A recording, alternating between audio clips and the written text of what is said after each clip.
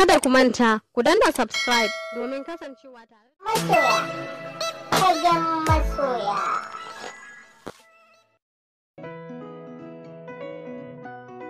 Nakan tambayi kaina tsakanin ke da farin wata waye faske a cikin idona. Abin da na sani shine idan ina kallon fuskar ki mantawa nake da komai, hatta farin watan. Idan kuma ina kallon farin watan fuskar ki nake tunowa. Ina son ki. Fatima, a duk lokacin da idanuna suka haɗu da naki, sai in ji murmushi ya wanzu a kan fuskata. Idan kuma kika yi min murmushi, sai in ji zuciyata ta yi murmushi. Murmushin zuciyata kuwa yakan haifar da feshin farin ciki da jin daɗi wa duk gaɓoɓin jikina. Samira, duk lokacin da kike magana, nakan ji wani yanayi na nutsuwa ya ziyarce ni. A lokacin idanuna ba abin da suke kallo sai kyawawan labbanki. Lokacin da leɓenki na sama ya haɗe da na ƙasa, ni kuma sai in ji wani farin ciki ya taho daga sama da ƙasa ya lullube ni. Yayin da kike magana kuwa, yanayin yadda kike sarrafa harshenki yana fidda sauti mai matuƙar sanyi da zaƙin saurare. Ina matuƙar son ki. Ina buƙatar ki a rayuwata kamar yadda nake buƙatar ruwa, abinci da iska. Ki gaskata zantuka na, soyayyar gaskiya nake miki. Na auna soyayyarki a cikin zuciyata, ma'aunin ya tabbatar min da cewa idan har na rasa ki ba zan iya rayuwa ba. Kallon farko da na yi miki sai na ji zuciyata ta buga. Lokacin da na laliba sai na ji ba komai a gurbin zuciyata.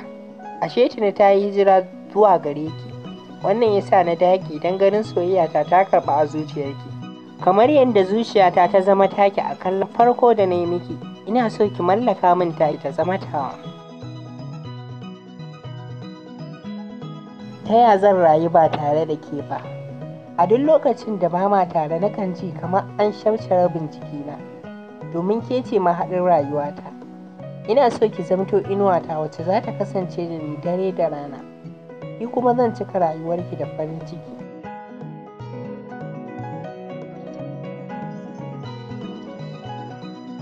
Ke ce mace ta farko da zuciyata ta fara aminta da ita har ta bata masauki na musamman a cikinta.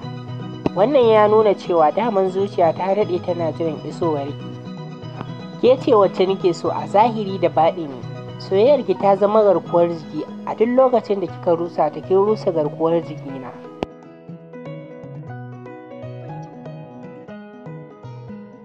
Lokacin da na kaɗaice, nakan tsara kalamai da zantuka na soyayya masu daɗi wanda zan furta miki idan mun haɗu. Amma da zarar na zo wajen ki sai in kasa tuna komai a cikin kalaman da na tanada. Soyayyarki ta gaskiya ce a cikin ruhina. Ke kaɗai nake so.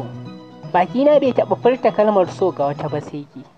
Idanuna ba su taɓa kallon so wata ba sai ki. Fuskata ba ta taɓa wanzar da murmushin so ga wata ba sai ki. Kunnuwana ba su taɓa jin sautin muryar da suke so ba sai taki.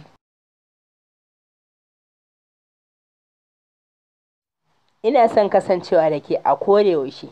Murmushinki na wanke duk wani baƙin ciki da damuwar ruhina. Soyayyarki ce ɗaya tilo da ke yawo a sirrin birnin zuciyata. Ba zan mata kishiya ba domin ba wacce ta kai ta nagarta a gare ni.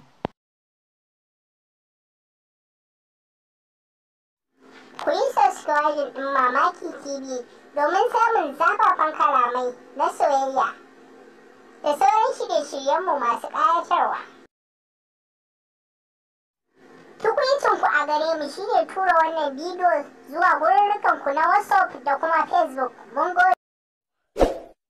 Kada ku manta, ku danna subscribe domin kasancewa